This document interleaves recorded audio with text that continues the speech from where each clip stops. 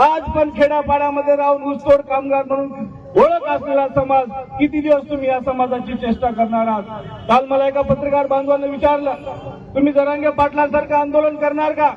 आम्ही जरांगे पाटलांसारखं नाही, पण जरांगे पाटलांपेक्षा मोठं आंदोलन करू शकलो असतो.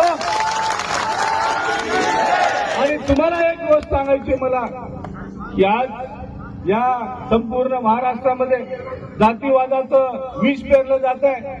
आणि जातीवादाचं विष पेरलं जात असताना बंजारा समाज हा स्वतःच्या पोटाची खळगी भरवण्यासाठी, स्वतःच्या लेकरासाठी, स्वतःच्या आयुष्याचा उद्धार होण्यासाठी जर एसटी आरक्षणाची लढाई लढत असेल आणि त्याला तुम्ही कोणीतरी जातीचं स्वरूप देत असाल तर यापुढे याद राखा, हा बंजारा समाज आता जागा झाला.